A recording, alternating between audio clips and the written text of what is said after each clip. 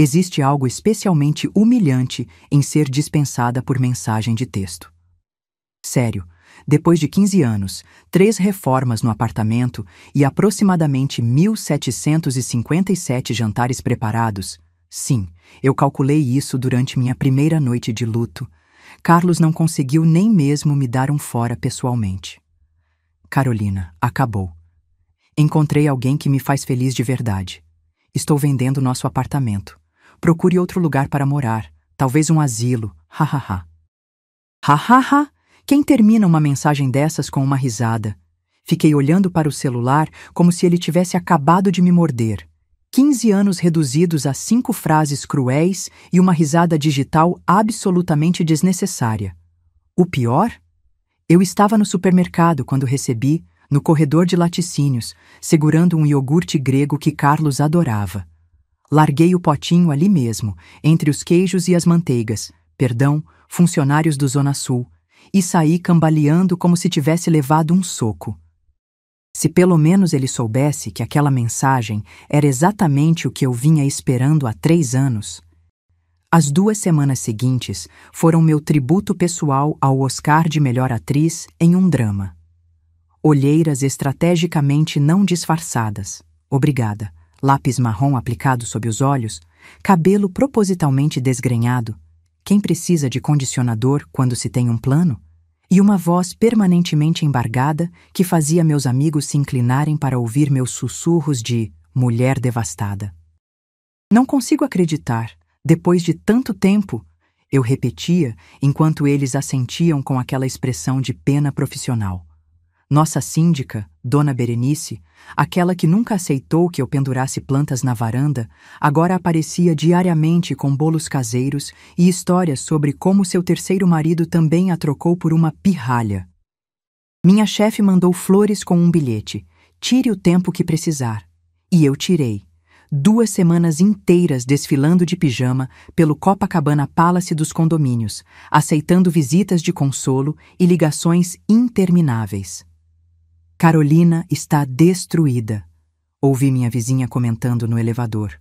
Mal sabia ela que, enquanto chorava no sofá, eu atualizava minhas planilhas de vingança pelo celular escondido sob a almofada. No 16º dia, após o grande abandono via WhatsApp, como passei a chamar o incidente, tranquei a porta, verifiquei as janelas e finalmente permiti que um sorriso escapasse. Não um sorrisinho tímido, mas um sorriso digno de vilã de novela das 9. Peguei meu celular secreto. Sim, eu tenho um aparelho separado só para isso. Me julguem. E enviei uma mensagem para Renata. Fase 1 completa. O idiota mordeu a isca como um peixinho faminto. Abri meu notebook, digitei a senha, que obviamente não é Carlos Eu Te Amo 123, como a do computador que ele acha que uso, e acessei uma pasta chamada Receitas Fit, o tipo de coisa que Carlos jamais abriria. Por trás das fotos de smoothies verdes e saladas tristes, havia minha obra-prima, uma planilha detalhada intitulada Projeto Karma, com datas, ações e prazos meticulosamente organizados. Talvez vocês estejam se perguntando se sou uma psicopata. Bom, digamos que traição traz à tona talentos que nem sabíamos possuir. E falando em traição, deixe-me contar sobre aquele fatídico recibo de hotel. Se existisse um prêmio para maneiras mais clichês de descobrir uma traição, Carlos seria o campeão indiscutível. Recibo de hotel no bolso do paletó? Sério? É como se ele nem tivesse se esforçado para ser discreto. Era um papel rosa-choque, rosa, do Hotel Miramar, aquele que tem espelhos no teto e anuncia discrição absoluta. Irônico, não? Suíte luxo, 24 horas, R$ 850. Para um homem que fazia um escândalo quando eu comprava um sabonete mais caro, aquele valor dizia tudo. Fiquei parada no meio do quarto, segurando aquele papel como se fosse radioativo, enquanto meu cérebro processava as possibilidades. Confrontá-lo na hora que chegasse? Jogar suas roupas pela janela como nos filmes? Chorar compulsivamente? Em vez disso, fiz o que qualquer pessoa racional faria.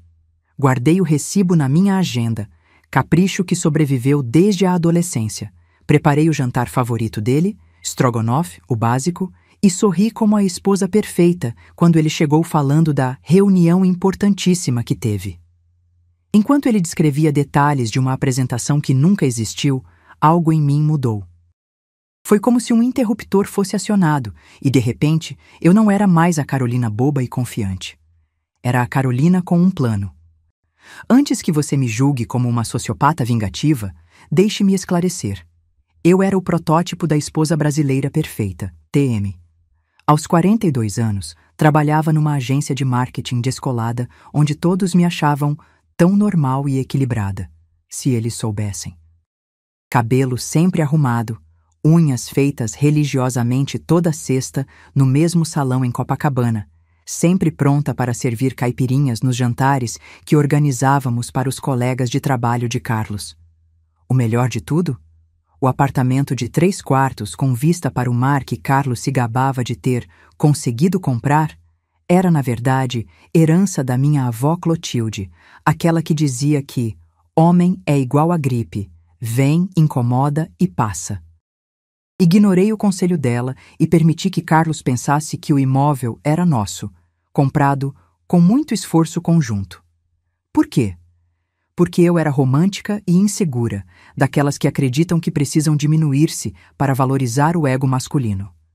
Carlos adorava comentar como eu tive sorte que ele se interessou, considerando que eu já estava na validade quando nos conhecemos. E o pior, eu acreditava nisso. Pelo menos até encontrar aquele papelzinho rosa que mudou tudo. Você tem provas de que ele está te traindo com todas as letras e ainda assim quer investigar mais? Perguntou Renata, franzindo a testa perfeitamente depilada enquanto tomávamos café no Parque Lage. Escolhi aquele local porque é cheio de turistas fotografando a mansão histórica e ninguém prestaria atenção em 2 cariocas fofocando. Não é só sobre pegar ele no pulo, Rê. É sobre entender exatamente o tamanho do buraco em que estou metida. Renata ajustou os óculos escuros Chanel, original, não aqueles que comprei na Uruguaiana, e assumiu seu modo advogada implacável. Primeiro, não confronte. Homem confrontado mente mais que político em CPI. Segundo, precisamos documentar tudo. Ela desenhou um plano digno de filme de espionagem. Abrir conta separada, guardar provas, fotografar documentos, monitorar gastos. Se vamos fazer isso, vamos fazer direito. Saí dali sentindo uma estranha mistura de dor, raiva e excitação. Havia algo libertador em transformar minha humilhação em um projeto estruturado. Carlos não fazia ideia, mas acabava de criar seu pior pesadelo. Uma mulher com planilha e sede de justiça. Seu marido tem um padrão interessante, comentou Marcelo, o detetive particular que contratei, enquanto deslizava fotos no tablet. Ex-policial com cara de quem já viu de tudo, ele parecia quase entediado ao me mostrar Carlos entrando no Miramar com uma loira às terças e uma morena às quintas. Ele não é nem um pouco original, né? Comentei, tentando soar casual enquanto observava meu marido beijando uma mulher que parecia ter acabado de sair do vestibular. O pior não era a traição, era a previsibilidade dela. A parte mais surreal, pagar R$ 250 por hora para confirmar algo que já sabia. Investimento no futuro, repetia a mim mesma enquanto transferia o dinheiro para Marcelo, em espécie como nos filmes. Em casa, transformei nosso escritório em central de investigação quando Carlos saía. Acessei seu e-mail, senha, Flamengo 2010, tão básico. Encontrei extratos de um cartão de crédito secreto e descobri a tal consultoria VIP que recebia pagamentos mensais. Consultoria em lingerie vermelha, pelo visto. Cada descoberta era um tijolinho no muro da minha determinação. E Carlos, do alto da sua arrogância, não fazia ideia da arquiteta que dormia ao seu lado. Existe algo libertador em planejar a ruína do seu marido enquanto serve a ele uma lasanha perfeitamente preparada. Está uma delícia, amor. Você é a melhor esposa do mundo, dizia Carlos, sem saber que 2 horas antes eu estava num curso online de educação financeira, usando meu nome de solteira e aprendendo sobre como proteger patrimônio em caso de divórcio.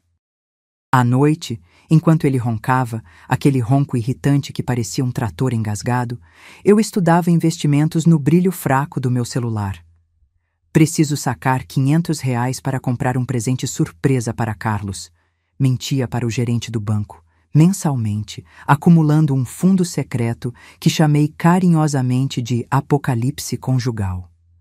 Comecei a frequentar um grupo de apoio para mulheres em situações similares. Não para superar a traição, mas para obter dicas táticas. Documentem tudo, meninas, tudo! Aconselhava as novatas enquanto anotava estratégias das veteranas. Em casa continuava a esposa exemplar. Como foi a reunião, querido? Deve ter sido exaustiva, você parece tão cansado. E ele, pobre coitado, descrevia com detalhes impressionantes encontros de negócios tão fictícios quanto minha devoção a ele.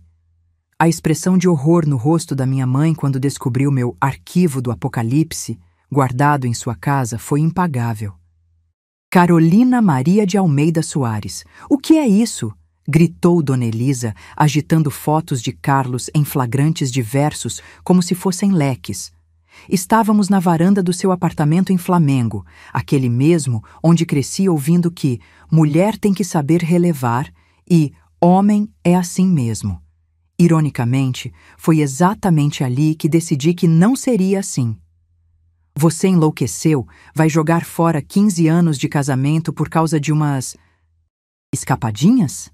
Minha mãe, com seus 70 anos impecavelmente conservados, graças a cremes caríssimos que meu pai pagava, compensação pelas amantes, presumo, não conseguia processar minha ingratidão.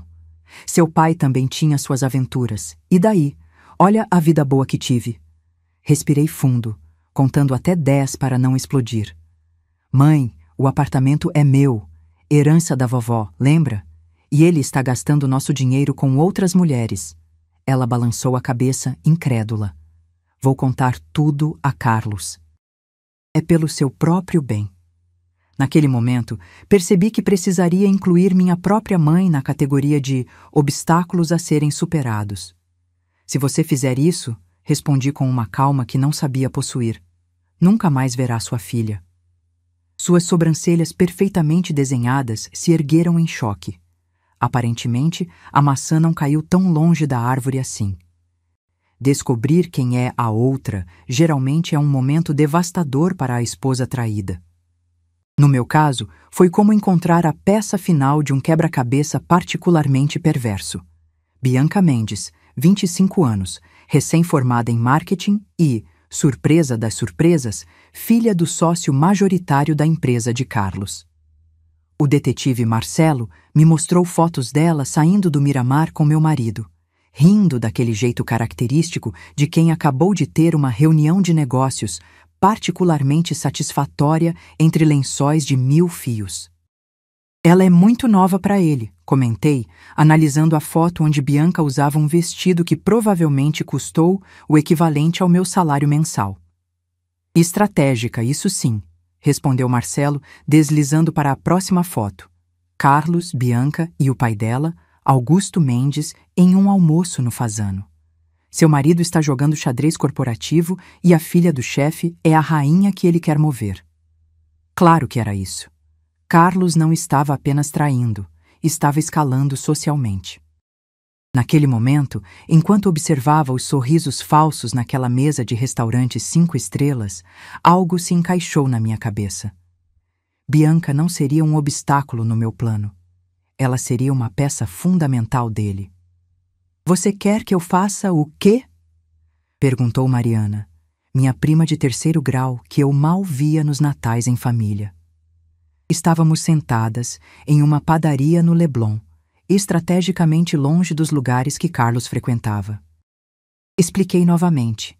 Quero que você me ajude a contatar sua filha, Bianca. Quando descobri que a outra era filha da minha prima distante, o mundo é um lenço sujo, como diria a vovó, percebi que o universo estava conspirando a meu favor. Mariana suspirou, mexendo nervosamente no açucareiro. Eu e Bianca não nos falamos há anos. Depois que me divorciei de Augusto, ele praticamente a sequestrou emocionalmente. Enquanto ela desfiava a história do ex-marido controlador que transformou a filha em moeda de troca corporativa, vi uma nova dimensão se formando. Mari, e se pudéssemos ajudar Bianca e, ao mesmo tempo, ela nos ajudasse? Minha prima ergueu uma sobrancelha perfeitamente delineada. Estou ouvindo. 2 horas e 4 cafés depois, tínhamos os contornos de um plano que nem a melhor novela das 9 teria coragem de roteirizar. A conspiração acabava de ganhar uma nova integrante, e eu, uma aliada improvável. O Jardim Botânico às 9 da manhã de um domingo não é exatamente o cenário ideal para uma conspiração, mas foi ali, entre turistas tirando fotos das palmeiras imperiais e famílias passeando, que marquei meu primeiro encontro com Bianca. Ela chegou pontualmente, o que me surpreendeu. Pontualidade não é exatamente uma qualidade que eu associaria a quem está dormindo com meu marido. Carolina, sou Bianca. Estendi a mão, pronta para odiar cada centímetro daquela garota, e então ela começou a chorar. Desculpe, soluçou, sentando no banco mais próximo. É que você não é nada como ele descreve.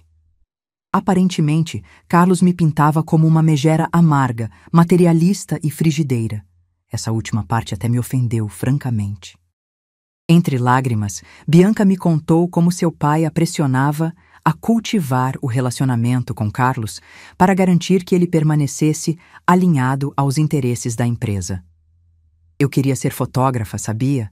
Estudei escondido, mas meu pai... Enquanto a ouvia, algo estranho aconteceu. Comecei a gostar dela. Por baixo do rótulo diamante, havia uma jovem manipulada pelo pai e por meu marido. Quando mencionei meu plano, esperava resistência ou choque. Em vez disso, recebi um sorriso que misturava alívio e determinação. Quando começamos? Orquestrar seu próprio abandono exige um nível surreal de autocontrole e uma capacidade teatral que eu não sabia possuir até então. Durante semanas, criei pequenas situações para alimentar a insatisfação de Carlos. Comida levemente salgada demais, camisas mal passadas, isso doeu na minha alma de perfeccionista. Comentários sutis sobre como Augusto Mendes parecia valorizar sangue novo na empresa. Como um peixe faminto, Carlos mordia cada isca que eu lançava. Você anda insuportável, sabia? Ele disparou após eu perguntar, inocentemente, se ele não estava cansado demais, ultimamente, para tantas reuniões noturnas. A ironia de ser chamada de insuportável por um homem que roncava como um trator, deixava cuecas sujas pelo quarto e me traía há anos não me escapou, mas apenas sorri docemente. Só estou preocupada com você, querido. E cada provocação calculada o empurrava mais para os braços de Bianca e mais para longe do apartamento que ele acreditava ser parcialmente seu. Quando finalmente recebi aquela mensagem cruel terminando nosso casamento, tive que me trancar no banheiro para não explodir em gargalhadas. Fase 1. Completa. Ele o quê? A voz de Renata atingiu uma oitava que provavelmente só cachorros conseguiam ouvir completamente. Estávamos em seu escritório em Botafogo e eu acabara de mostrar os documentos que encontrei na pasta de Carlos. Ele estava tentando vender o apartamento sem meu conhecimento. Como ele conseguiu essas cópias da escritura? Perguntei, genuinamente confusa. Renata ajustou os óculos, examinando os papéis. São falsificações. Boas, mas falsificações. Ele deve ter subornado alguém no cartório. O nível de audácia era impressionante até para Carlos. Descobri que ele já tinha mostrado o apartamento para 3 potenciais compradores, apresentando-se como único proprietário, viúvo, de um casamento breve. Ele está literalmente me matando nos documentos, comentei, incapaz de conter uma risada histérica. E o melhor, o idiota não sabe que estou 10 passos à frente. Renata sorriu como a advogada tubarão que era. Deixe-o cavar o próprio buraco. Quando ele tentar registrar a venda, teremos evidência de tentativa de estelionato. E isso, minha querida, vai custar caro. Muito caro. O Shopping Leblon, às 3 da tarde de uma quarta-feira, é o território natural das esposas da Zona Sul carioca. Foi ali, estrategicamente posicionada na fila da Copenhagen, que acidentalmente esbarrei em Bianca. Oh, desculpe, eu... Comecei, fingindo surpresa ao reconhecê-la. O que se seguiu foi uma performance digna do teatro municipal. Eu, pálida de choque, ela, vermelha de vergonha, e pelo menos 5 conhecidas minhas assistindo ao espetáculo como se fosse estreia de novela. Carolina, gaguejou Bianca, seguindo perfeitamente o script que havíamos ensaiado por WhatsApp. Como você pôde? Interrompi, alto o suficiente para que a senhora do caixa parasse de pesar trufas. Ele é meu marido! Uma lágrima escorreu estrategicamente pelo meu rosto, truque aprendido com minha tia atriz. Pense em filhotes abandonados. Bianca saiu correndo, aparentemente devastada, enquanto eu permaneci ali, aceitando abraços de consolação e promessas de cafés de apoio. Meia hora depois, recebi sua mensagem. Acho que convencemos todo mundo. A vendedora da Pandora até me chamou de vagabunda quando passei. Missão cumprida. O boato de que Carlos me trocou por uma pirralha agora circulava oficialmente entre a elite carioca. E nós duas sabíamos exatamente onde isso iria parar. Tudo estava correndo como planejado até Eduardo aparecer. Eduardo Vieira, amigo de Carlos desde a faculdade, aquele tipo de brother que compartilha histórias de bar e segredos obscuros. Eu sempre desconfiei dele, com seu olhar avaliador e comentários de duplo sentido. Carolina, precisamos conversar, disse ele aparecendo na porta da agência onde trabalho. Fomos a um café próximo, onde ele deslizou seu celular pela mesa. Uma foto minha entrando no escritório de Renata. Interessante você consultar a maior especialista em divórcios milionários do Rio, não? Meu estômago revirou, mas mantive a expressão neutra que aperfeiçoei assistindo a 15 anos de mentiras de Carlos. E... Eduardo sorriu daquele jeito que faz você querer jogar café quente no colo dele. Carlos é meu amigo, mas sou um homem de negócios. Seu segredo vale, digamos, 20 mil? Respirei fundo, calculando rapidamente. Pagar significaria ter um cúmplice não confiável. Recusar colocaria tudo a perder. Então, tive uma ideia tão inesperada quanto brilhante. E se em vez de dinheiro, eu te oferecesse algo muito mais valioso? Seu olhar interessado me disse que eu tinha acabado de encontrar não um obstáculo, mas uma nova peça no meu jogo. Infarto? Como assim infarto? Minha voz ecoou pela sala de espera do Hospital Copador, enquanto a enfermeira me olhava com aquela expressão de pena reservada a familiares histéricos. Minha mãe, Dona Elisa, havia sido internada às pressas após sentir dores no peito durante sua aula de hidroginástica. Ela está estabilizada, mas precisará ficar em observação, explicou o médico, adicionando que estresse emocional intenso poderia ter contribuído. Maravilha! Agora eu era, oficialmente, a filha que causou um infarto na própria mãe. Pior, no segundo dia de internação, quem aparece com um buquê de flores maior que o ego dele? Carlos, obviamente. Vim assim que soube, Dona Elisa precisa de apoio neste momento difícil. O descarado entrou no quarto hospitalar como se fosse o genro do ano, beijando a testa da minha mãe, que sorriu como se o Messias tivesse aparecido. Viu, Carolina? Carlos não esquece da família, mesmo vocês tendo problemas. A forma como ela enfatizou problemas deixou claro.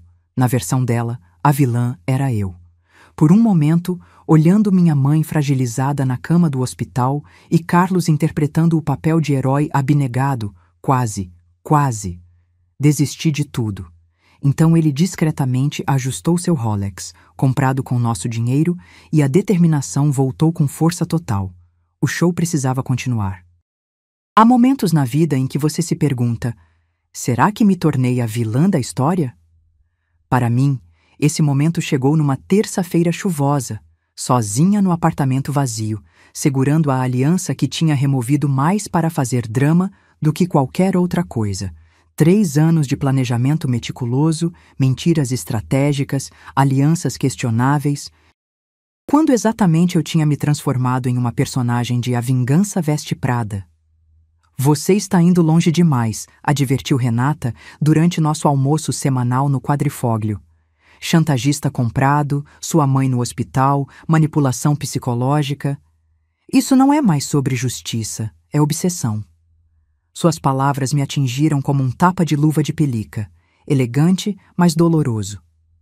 E se eu simplesmente pedisse o divórcio como uma pessoa normal? Murmurei, brincando com os nhoques que custavam o preço de uma pequena moto. Renata me encarou como se eu tivesse sugerido escalar o Cristo Redentor de salto alto. Depois de tudo que ele fez? Do dinheiro que desviou? Das humilhações? Então ela deslizou pela mesa o último relatório do detetive. Fotos de Carlos, rindo com amigos, contando como tinha se livrado da velha e como venderia aquela espelunca em Copacabana assim que a papelada estivesse pronta. Guardei a crise de consciência na mesma gaveta mental onde estavam meus sonhos de reconciliação e minha coleção de DVDs do Roberto Carlos. Coisas que um dia fizeram sentido, mas que agora só juntavam poeira. Existe uma regra não escrita no universo corporativo carioca. Quanto maior a crise de meia-idade de um executivo, mais extravagante será a festa de aniversário da empresa. A Mendes em Associados não decepcionou. O convite chegou por e-mail. Sim, o imbecil do Carlos nem sequer teve a decência de me remover da lista de e-mails, dourado e pretensioso como o ego dele. Celebrando 20 anos de excelência, dizia o texto, como se vender seguros corporativos fosse equivalente a descobrir a cura do câncer. Você não vai, né? Perguntou Renata, quando mostrei o convite. Seu tom sugeria que comparecer seria tão sensato quanto usar biquíni na Antártida. Claro que vou, respondi, revirando meu guarda-roupa em busca daquele vestido vermelho que Carlos sempre achou vulgar demais para uma senhora da sua idade. Ah, se ele soubesse. A festa seria no terraço do Hotel Fasano, aquele mesmo onde, ironicamente, flagrei Carlos pela primeira vez com outra mulher. Naquela noite, eu seria a convidada surpresa que transformaria uma celebração corporativa em uma cena digna de reality show da Netflix. E o melhor? Bianca estava totalmente a bordo com o plano. Vou usar azul, mensageou ela, para combinar com a cara deles quando nos virem juntas. Se existe algo mais satisfatório do que ver a expressão de pânico no rosto de um homem ao descobrir que suas contas bancárias estão misteriosamente vazias, eu sinceramente não sei o que é. Como assim, saldo insuficiente? Ouvi Carlos gritar ao telefone com o gerente do banco, enquanto eu fingia estar concentrada em um romance água com açúcar na sala ao lado. A verdade? Cada centavo tinha sido transferido, legalmente e com a assinatura dele. Incrível o que se consegue com um pouco de vinho sonífero e documentos pré-preparados, para contas que ele jamais encontraria.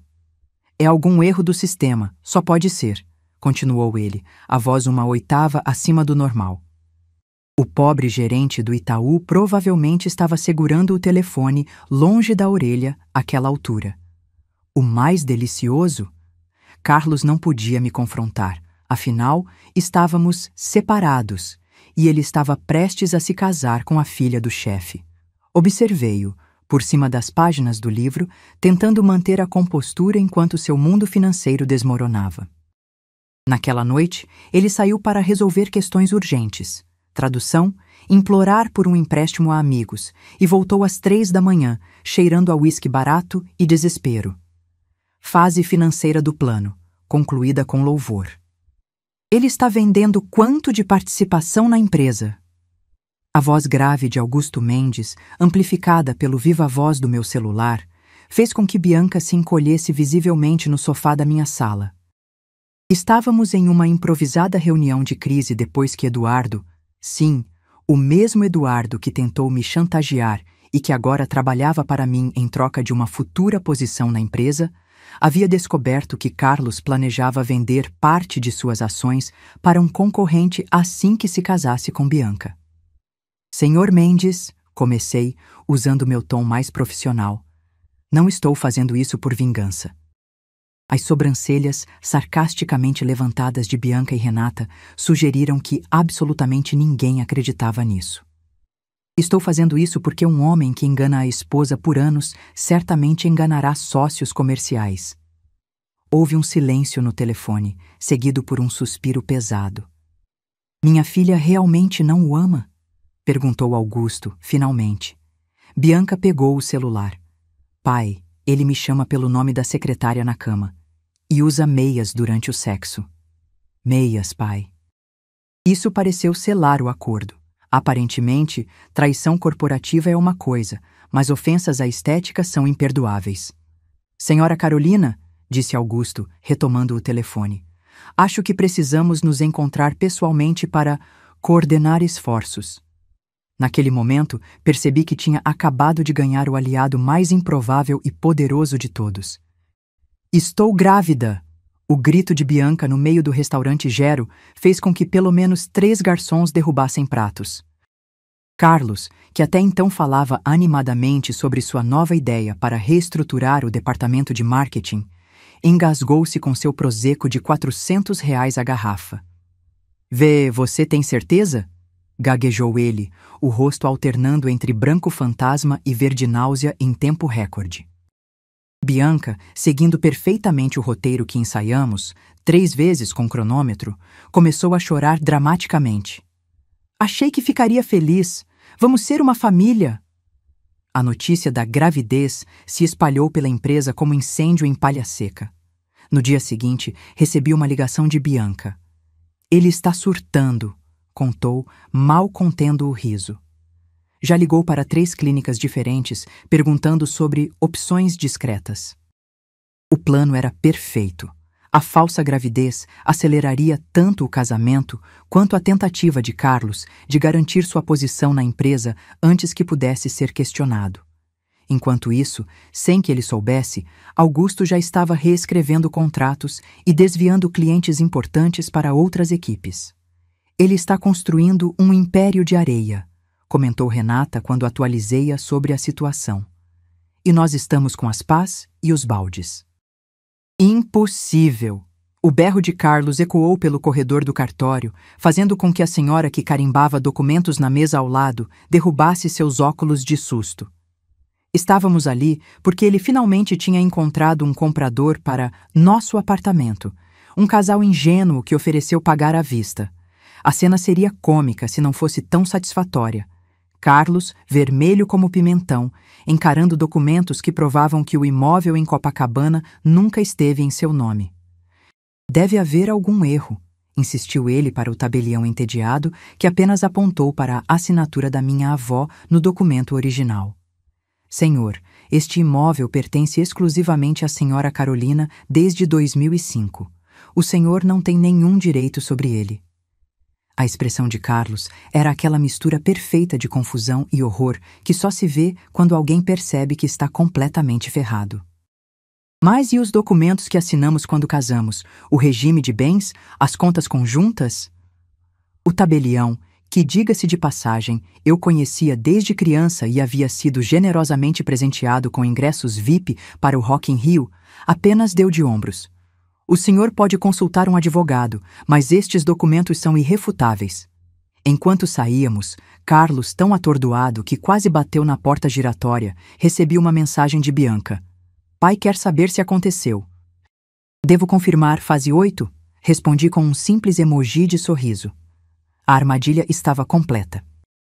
Existem quedas e depois existe o que aconteceu com Carlos na Mendes em Associados, um mergulho livre do 50º andar sem paraquedas.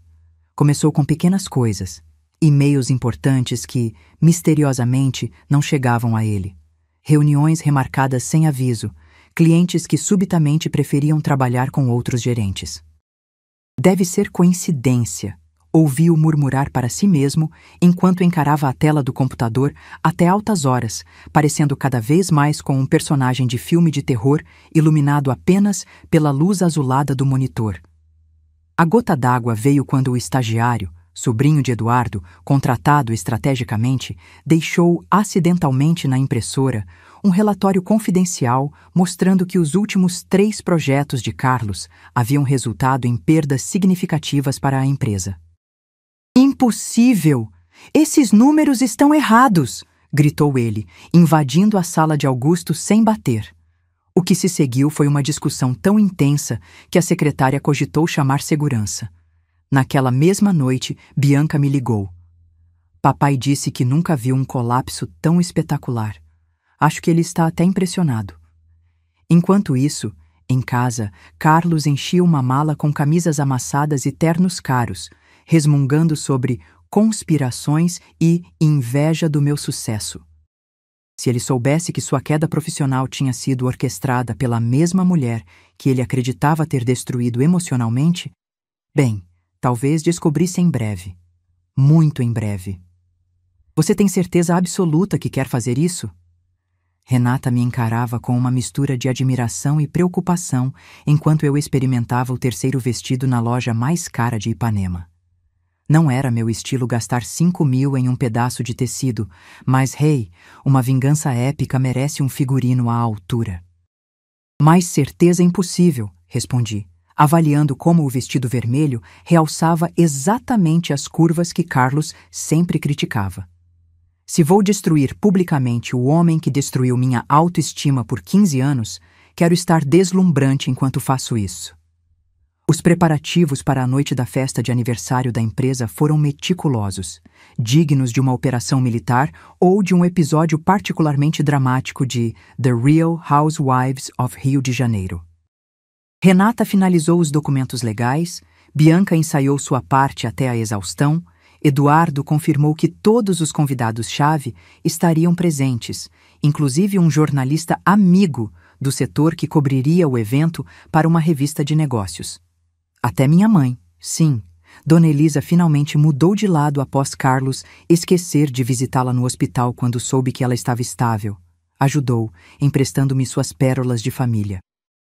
Use-as com sabedoria, disse ela solenemente, como se estivesse me passando uma espada mágica e não um colar que provavelmente seria ofuscado pelo drama da noite. Existem entradas memoráveis, e depois existe o que fiz na festa de 50 anos da Mendes em Associados. O Hotel Fasano estava decorado como se o grande Gatsby tivesse se mudado para Ipanema. Lustres de cristal, garçons de branco, champanhe jorrando como se a proibição tivesse acabado de ser revogada. Carlos, no centro do salão, ria alto com um grupo de executivos, seu braço possessivamente ao redor da cintura de Bianca, que usava um vestido azul marinho exatamente como combinamos. A ex-esposa dele acabou de chegar. Ouvi alguém sussurrar quando atravessei as portas duplas, estrategicamente atrasada 40 minutos, tempo suficiente para que todos estivessem levemente embriagados e maximamente fofoqueiros. O som de taças tilintando e conversas animadas diminuiu gradualmente, como uma sinfonia chegando ao fim. Carlos demorou alguns segundos para me ver, tempo suficiente para eu registrar sua expressão de triunfo dissolve-se em puro terror.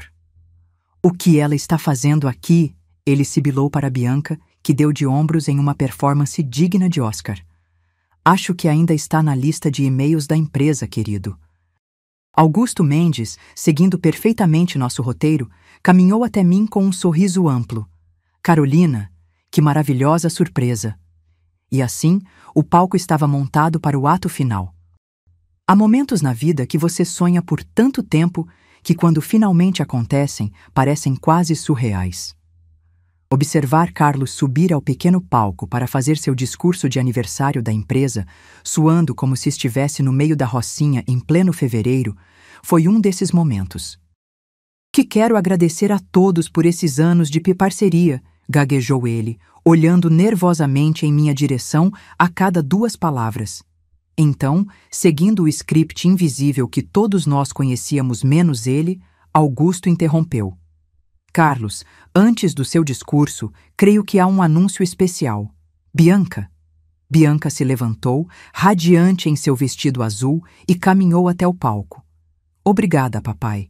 Como todos sabem, Carlos e eu temos um anúncio maravilhoso a fazer.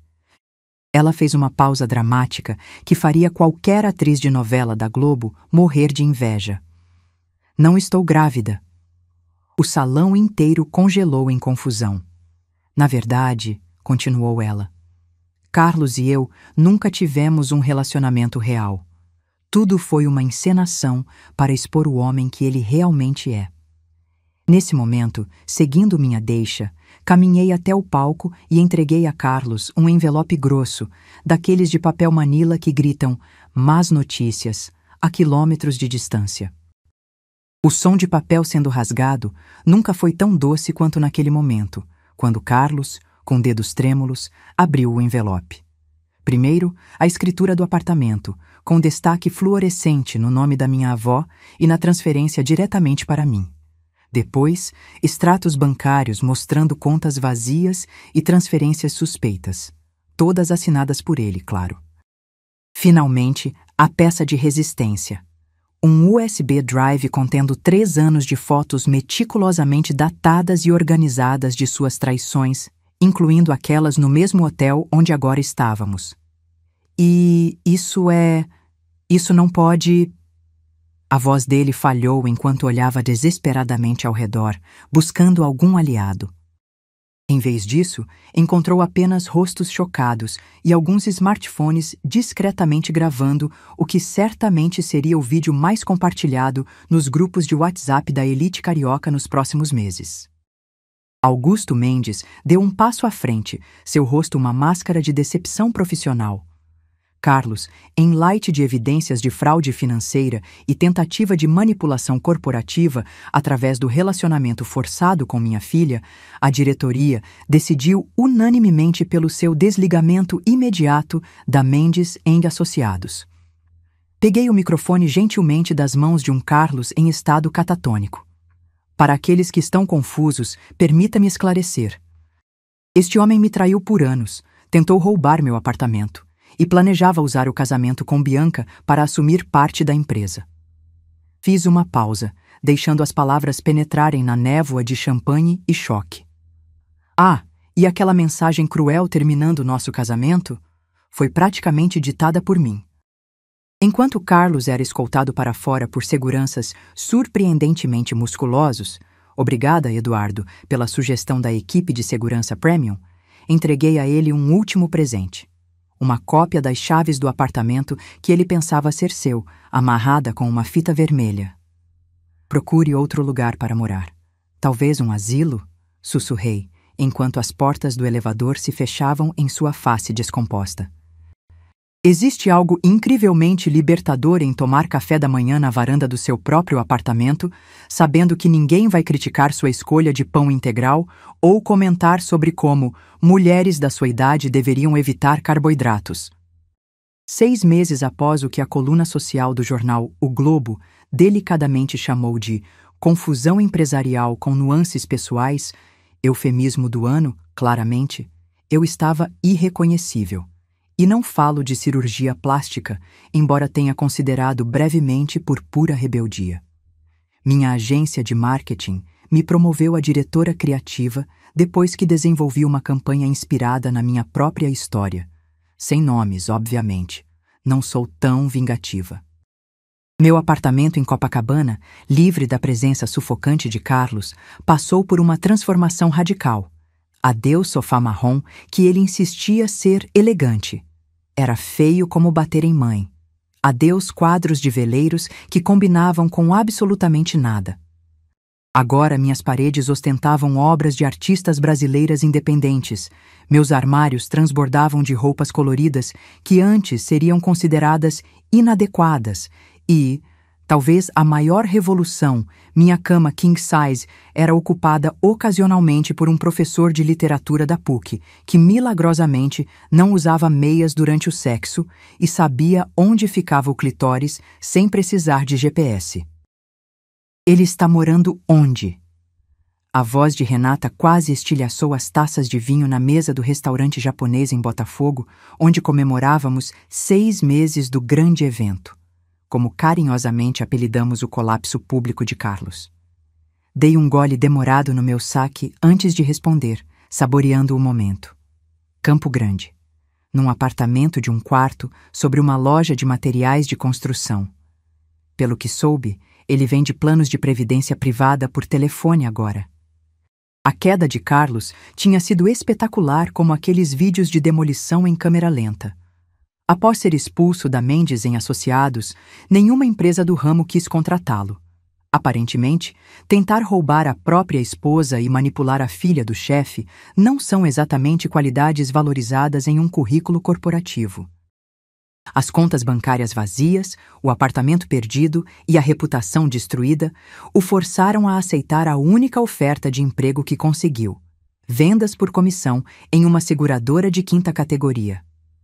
"O karma realmente é uma senhora elegante", comentou Bianca, que agora dirigia sua própria galeria de fotografia, financiada inicialmente por seu pai, que após o fiasco com Carlos, decidiu que talvez a filha realmente soubesse o que queria da vida.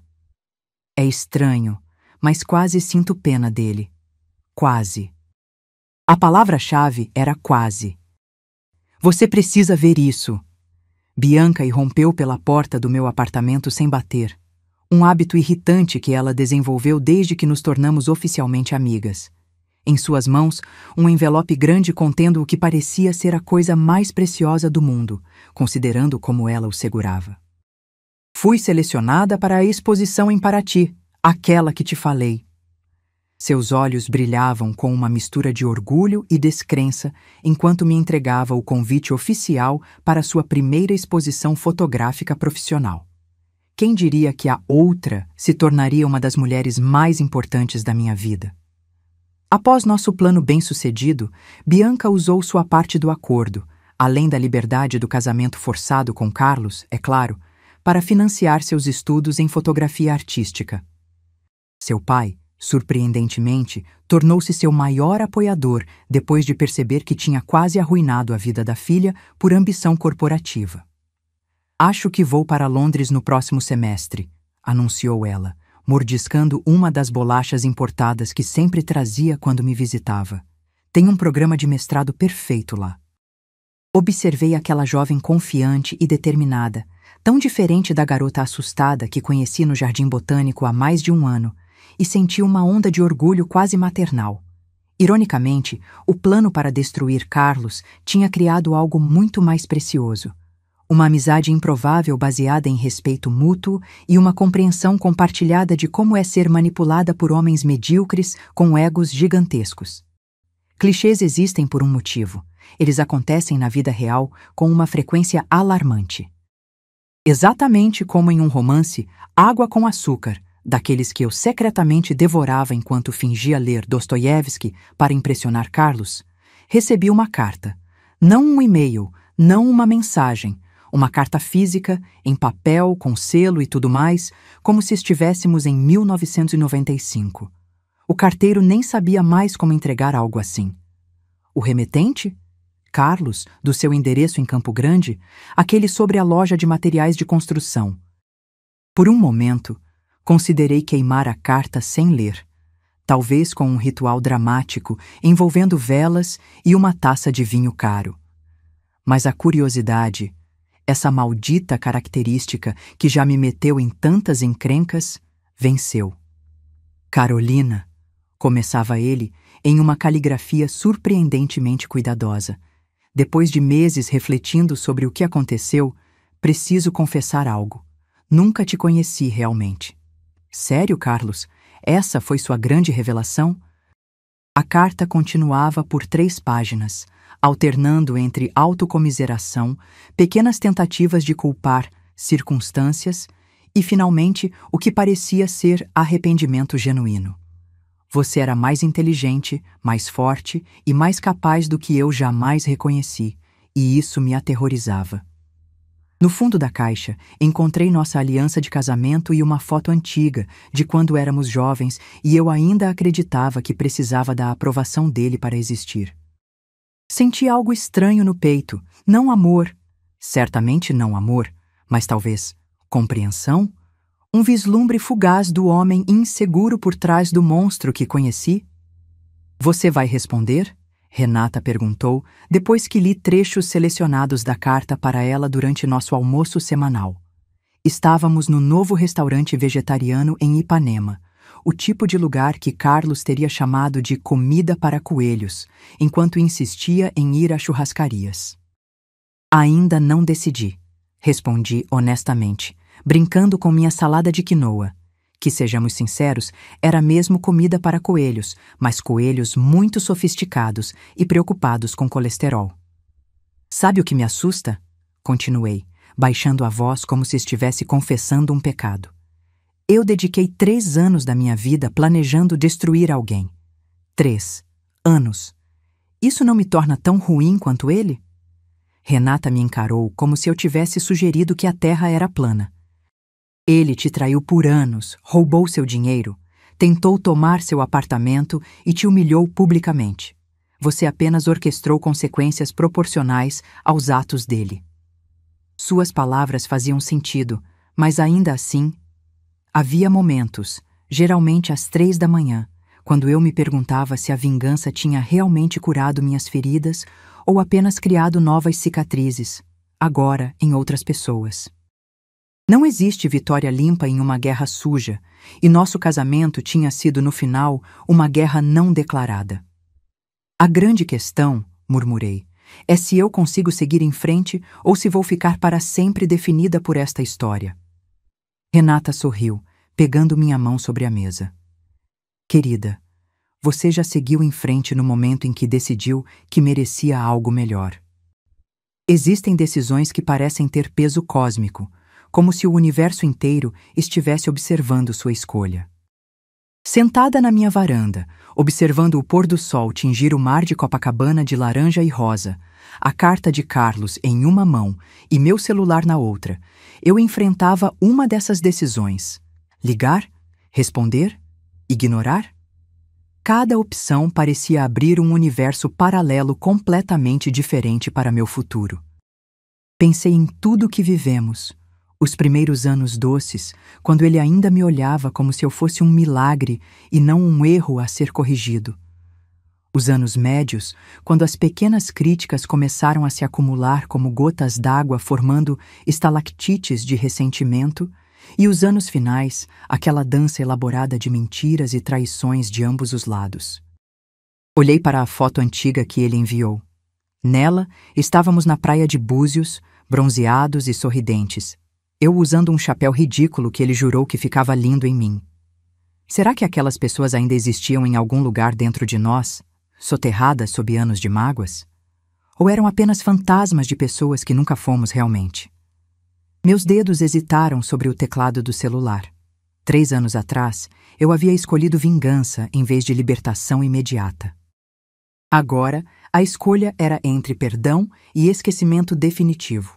E você? O que faria no meu lugar?